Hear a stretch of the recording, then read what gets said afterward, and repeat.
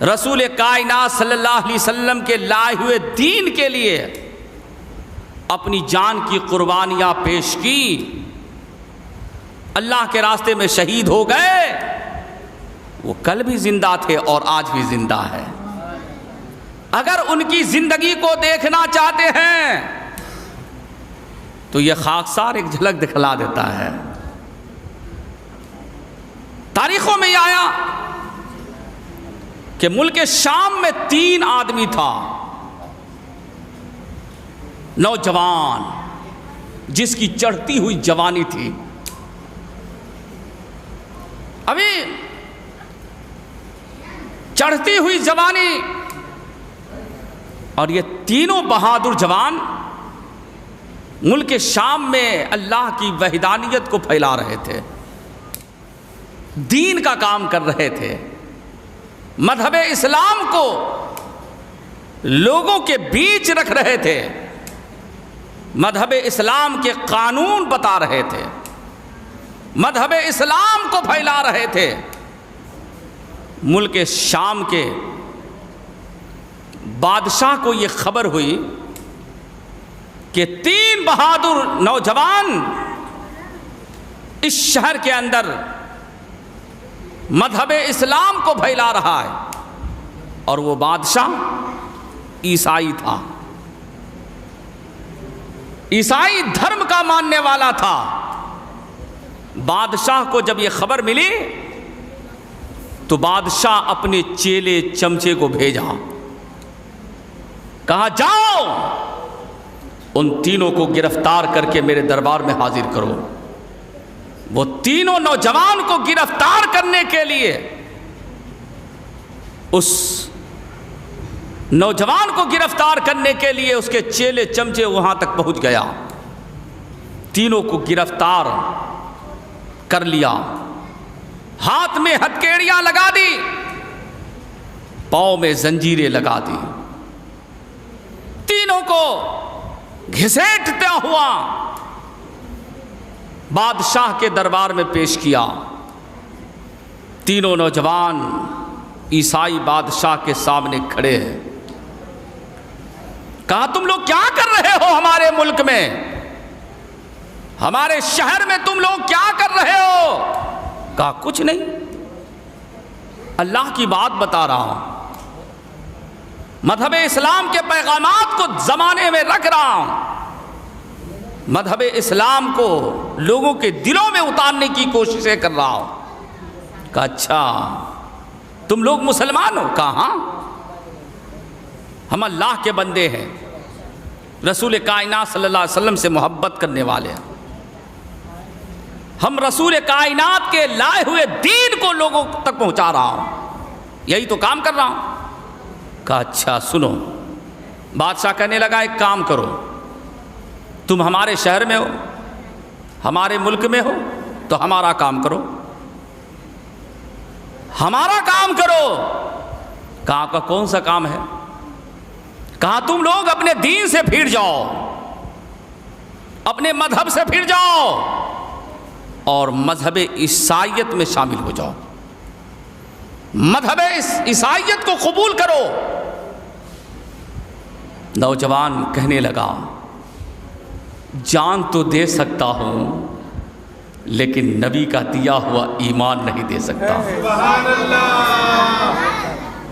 کہا تم لوگ مذہب عیسائیت کو چھوڑو اور سنو، انی اجعل فیکم الملک وازوجکم بناتی، اگر تم لوگ مذہب عیسائیت کو قبول کر لو گے تو تم لوگوں کو ہم بادشاہ بنا دیں گے، ملک کا بادشاہ بنا دیں گے، وازوجکم بناتی، اور تم لوگوں کو اپنی لڑکیوں سے شادی کرا دیں گے۔ جملے پہ غور کیجیے گا، کیا کہا کہ ہم تم لوگوں کو بادشاہ بنائیں گے، اپنی لڑکیوں سے شادی بھی کرا دیں گے، خوب لالچ دیا۔ آج بھی دیگر مذاہب کے لوگ مذہب اسلام کو مٹانے کی کوششیں کر رہا ہے، مذہب اسلام کو مٹانے کی کوششیں کر رہا ہے، لالچ دے رہا ہے، پیسے کی لالچ، جائیداد کی لالچ، فراوانی کی لالچ، خوشحالی کی لالچ، بے شمار لالچ ہے۔ لیکن ان کا خوبصورت جواب سنو پیارے، کہا نہ مجھے دولت چاہیے، نہ مجھے مکان چاہیے، نہ جائیداد چاہیے، کچھ نہیں، صرف چاہیے تو نبی کا دیا ہوا ایمان چاہیے۔ سبحان اللہ۔ ہم جس دین کو ہم نے دل سے مان لیا، نہ تمہاری زمین کی ہمیں ضرورت ہے، نہ تمہارے مکان کی ضرورت ہے، اور نہ تمہاری لڑکیوں کی ضرورت ہے، بس ہم نے اپنی ضرورت کو پوری کر لیا ہے، اور یہ وہ ضرورت ہم نے پوری کیا کہ یہ ضرورتیں ہماری دنیا میں بھی کام آئے گی اور آخرت میں بھی کام آئے گی۔ حالات یہ بادشاہ کہنے لگا یہ لوگ اپنے دین سے پھر نہیں سکتا، چمچوں کو حکم دیا ایسا کرو کہ لکڑیاں اکٹھا کرو۔ کیا کہا؟ لکڑیاں اکٹھا کرو۔ لکڑی کو ایک جگہ جمع کیا اور کہا دیگ لے آؤ۔ 3 دیگ لایا گیا تھا تینوں بھائی کے لیے۔ کہا لکڑیاں اکٹھا کرو، دیگ چڑھاؤ، اب اس میں تیل ڈالو۔ روایتوں میں آیا کہ تینوں دیگ میں زیتون کا تیل ڈالا، اس کو کھولایا، بڑے بھائی کو لایا، کہا اب بھی وقت ہے، ورنہ تمہیں اس کھولتے ہوئے تیل میں ڈال دیا جائے گا۔ اپنے دین سے پھر جاؤ، اپنے مذہب سے پھر جاؤ اور مذہب عیسائیت کو قبول کر لو۔ کہا جان دے سکتا ہوں لیکن نبی کا دیا ہوا ایمان نہیں دے سکتا۔ بڑے بھائی کو ہاتھ میں ہتھیلی لگایا، پاؤں میں زنجیر کھولتے ہوئے تیل میں ڈال دیا۔ دونوں بھائی اپنے بھائی کے انجام کو دیکھ کر رونے لگا، آنکھوں میں آنسوؤں کے قطرے جاری ہو گئے۔ حالات یہ ہے کہ بڑے بھائی کو کھولتے ہوئے تیل میں ڈالا۔ بادشاہ دوسرا بھائی سے پوچھا دیکھا تم نے اپنے بڑے بھائی کا انجام؟ کہا جی دیکھا، دیکھ لیا ہم نے۔ کہا دیکھا نا؟ کہا جی ہاں۔ کہا تب تمہیں بھی یہی سزا ملے گی، تمہیں بھی یہی سزا ملے گی۔ تم کو مہلت دے رہا ہوں، تمہیں وقت دے رہا ہوں، اپنے دین سے پھر جاؤ، مذہب عیسائیت کو قبول کر لو۔ دوسرا بھائی بھی خوبصورت جواب یہی دیا کہ جان تو دے سکتا ہوں، نبی کا دیا ہوا ایمان نہیں دے سکتا، نبی کا دیا ہوا ایمان نہیں دے سکتا۔ دوسرے بھائی کو بھی کھولتے ہوئے تیل میں ڈال دیا۔ اب تیسرا بھائی جس کی چڑھتی ہوئی جوانی تھی، جس کی خوبصورتی دیکھنے کے لیے انسان بے تاب ہو جاتا تھا، جس کے چہرے پر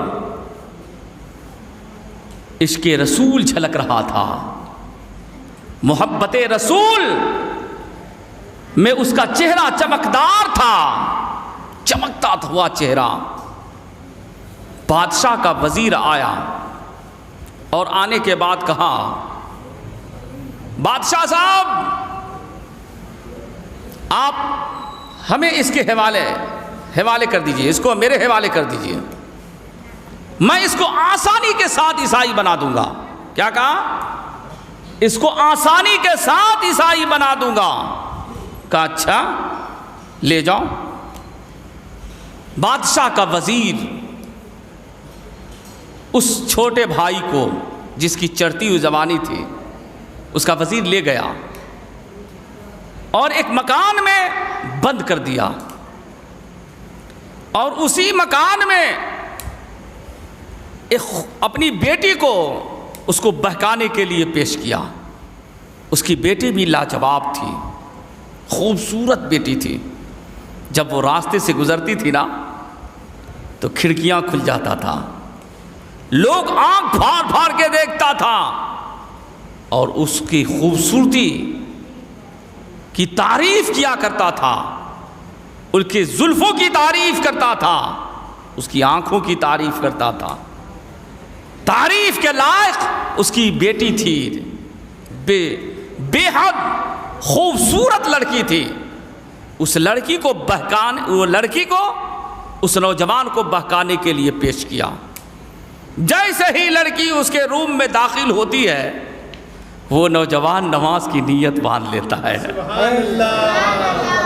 نماز کی نیت باندھ لیا. جس لڑکی کو دیکھنے کے لیے انسان بےتاب ہوتا تھا اور یہ نوجوان نماز کی نیت باندھ لیا. دیکھنا تو دور، حالات یہ ہے کہ اس کی آہٹ کو بھی دیکھنا آپ نے پسند نہیں کیا تھا، آہٹ کو بھی پسند نہیں کیا. نماز کی نیت باندھ لی، قیام میں ہے، رکوع میں ہے، سجود میں ہے، نوافل نماز پڑھتے جا رہے. ادھر لڑکی سوچ رہی ہے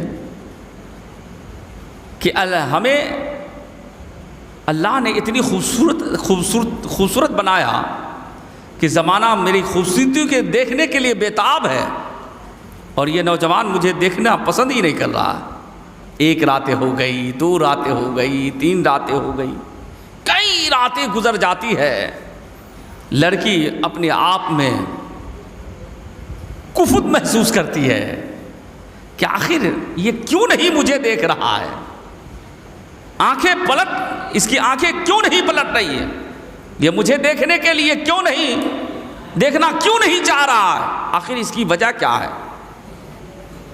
مایوس ہو کر اپنے باپ کے پاس جاتی ہے اور کہتی ہے ابا جان، زمانہ مجھے دیکھنے کے لیے بےتاب رہتا ہے اور مجھے دیکھنا نہیں چاہتا.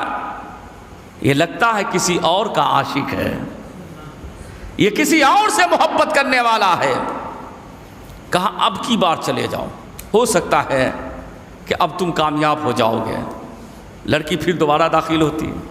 جیسے ہی داخل ہوتی ہے نوجوان نماز کی نیت باندھ لیتا ہے. لڑکی پوچھتی ہے نوجوان تو کسی اور کا عاشق لگ رہا ہے. نماز سلام پھیرا، نماز مکمل کی. کہا کیا پوچھی؟ کہا تو کسی اور کا عاشق نظر آ رہا.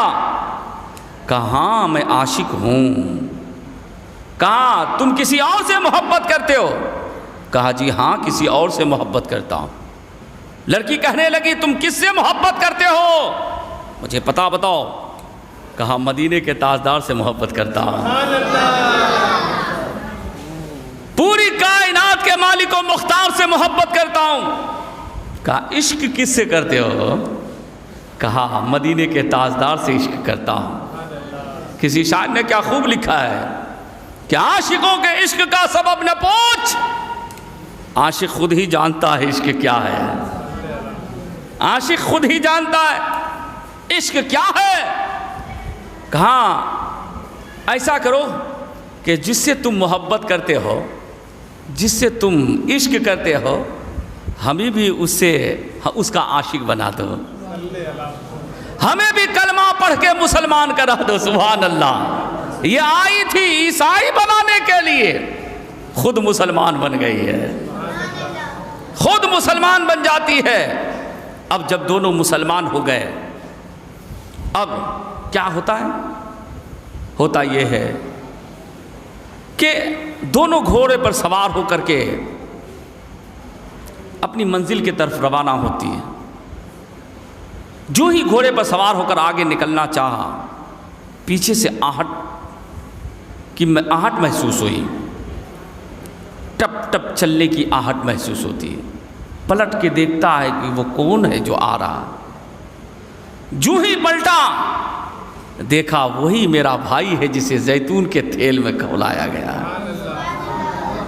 زیتون کے تیل میں کھولایا گیا. اب وہ آتے ہیں اور دونوں کا نکاح کرواتے ہیں، شادی کرواتے ہیں. کسی شاعر نے لکھا ہے کہ زندہ ہو جاتے ہیں جو مرتے ہیں حق کے نام پر، اللہ اللہ موت کو کس نے مسیحا کر دیا؟